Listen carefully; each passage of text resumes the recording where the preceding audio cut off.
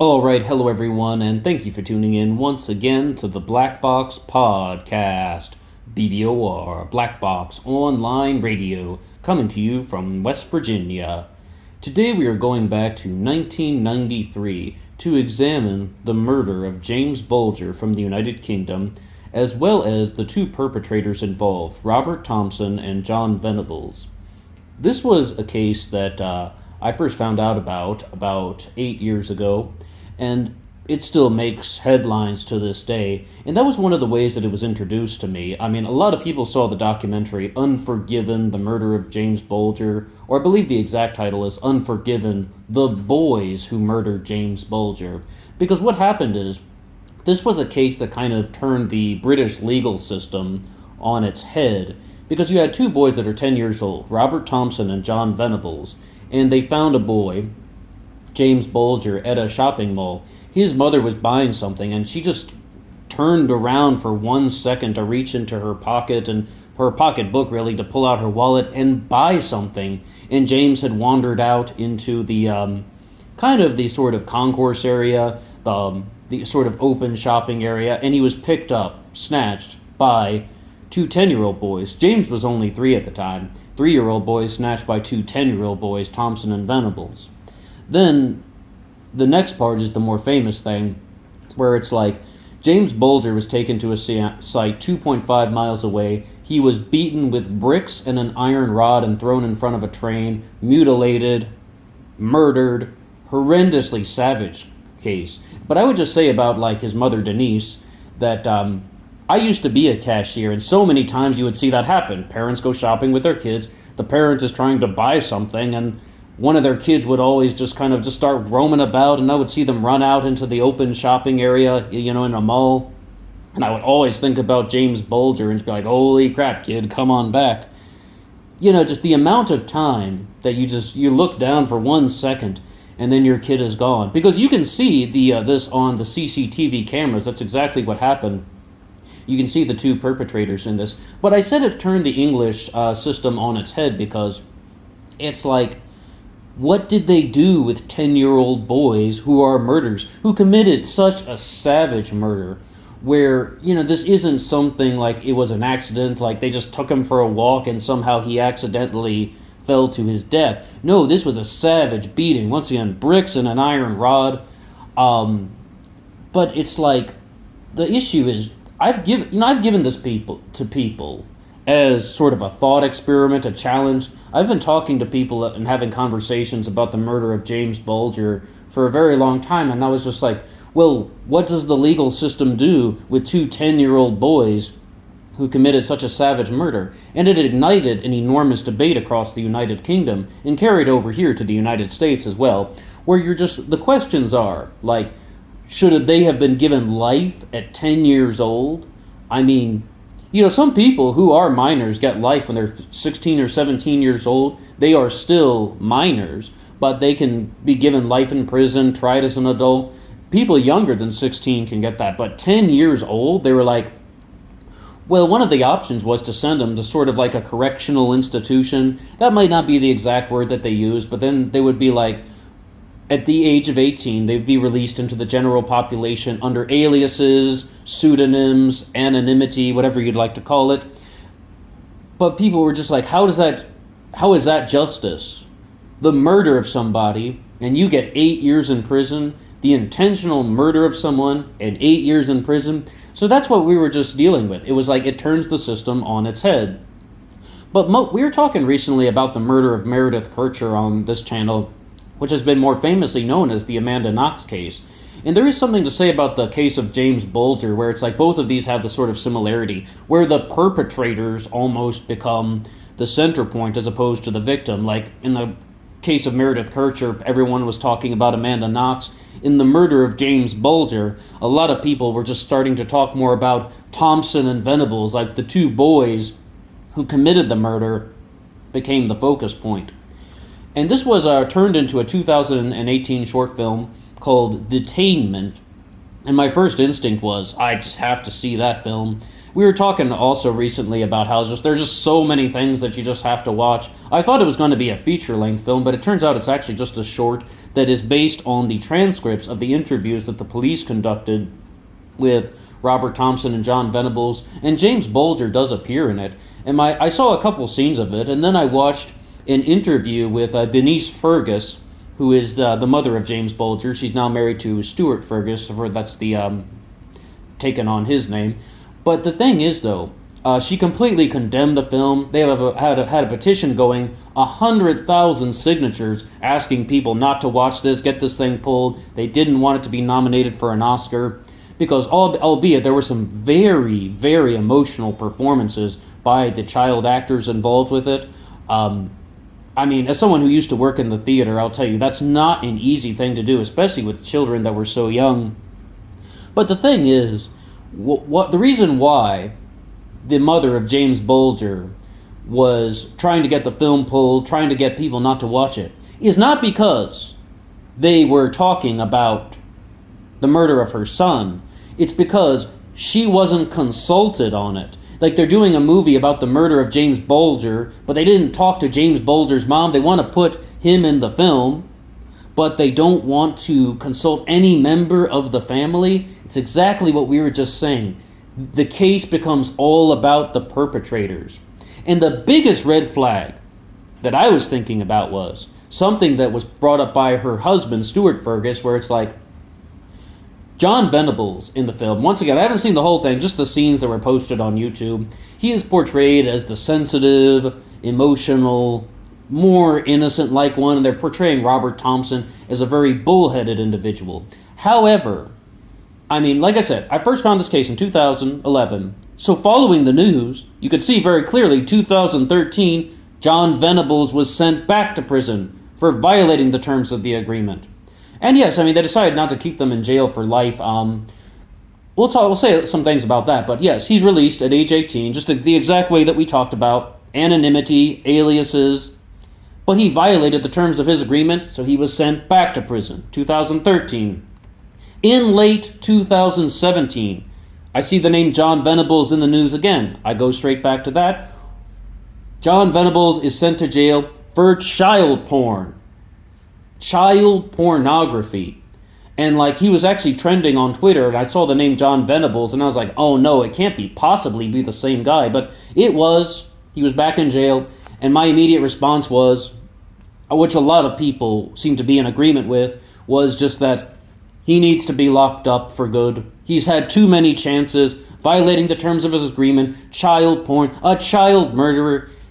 It's most likely that he is not as innocent as they portray him in the film.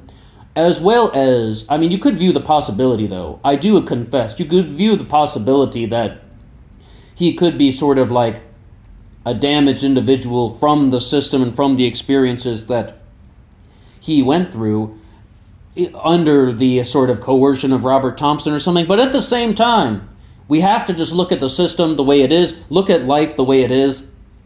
Getting caught up with things like child pornography when you're released from jail the second time, you've had two chances in life, and then you go for child porn, he should have been locked up for good. And the thing is, though, it's just like, the media does skew the perception of things. Filmmakers can skew the perception of things. I can't really condemn the guy. Oh, what was his name? What was the guy's name? His last name is Lamb, the guy who made the film. It's just absolutely drew a blank. His last name is Lamb, though, and the filmmaker behind the film Detainment. I can't fault him for wanting to make a film about a subject.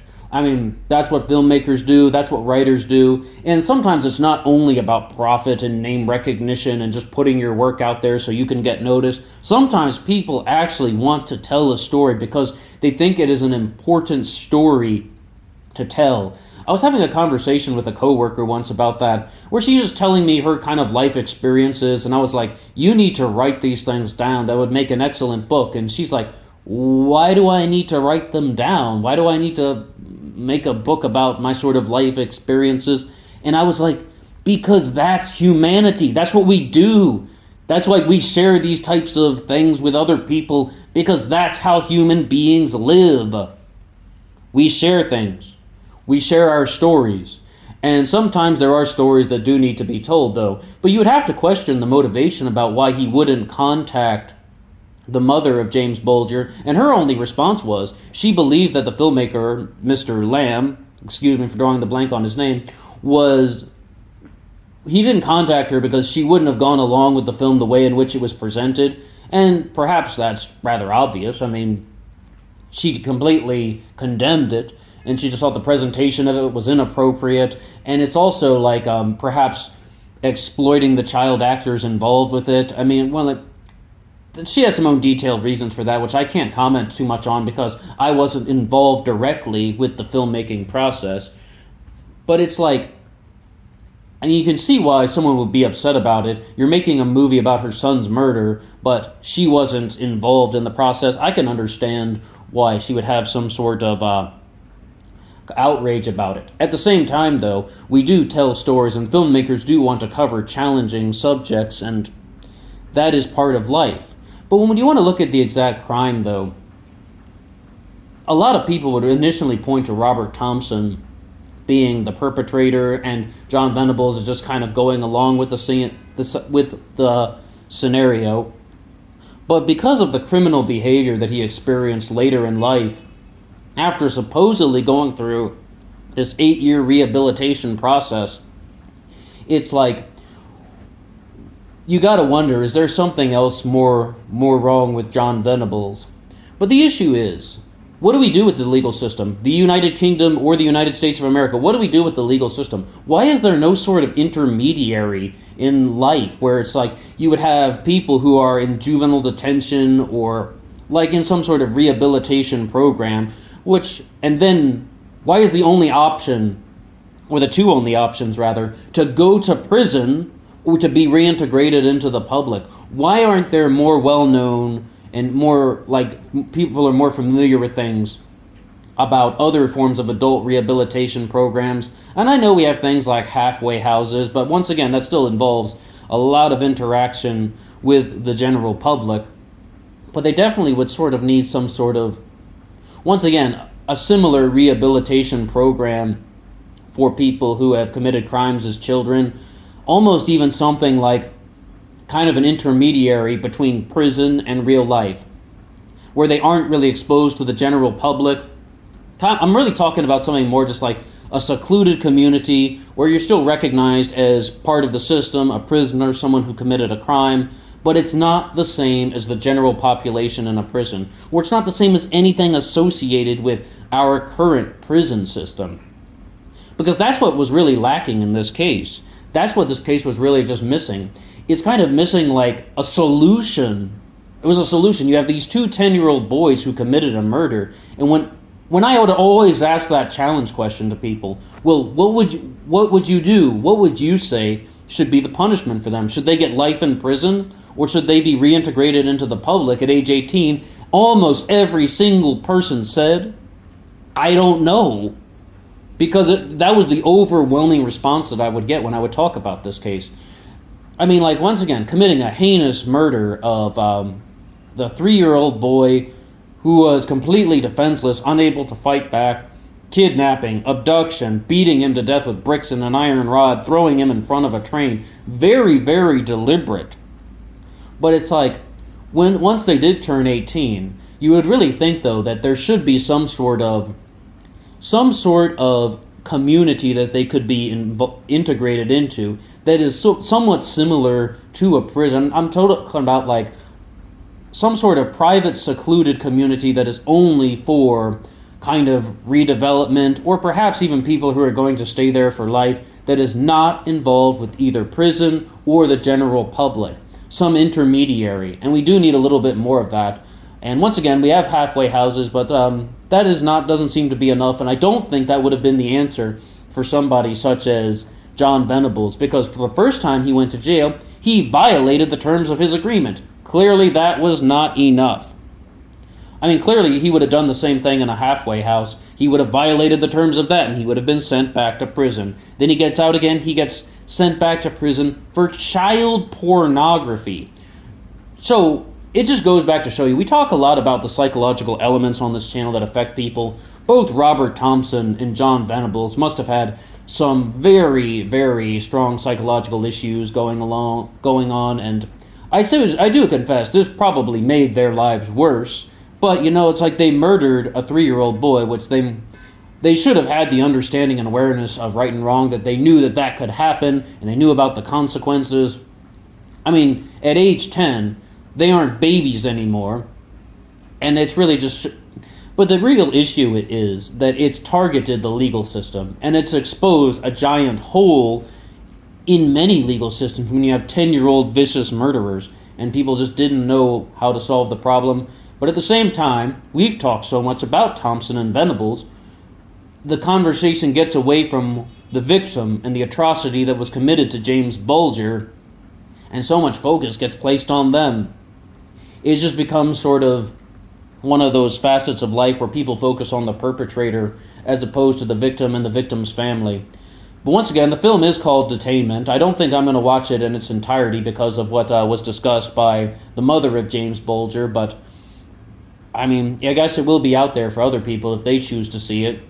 But that's all for me now. What do you think about the case of the murder of James Bulger? Any comments at all, please drop one below, and until next time.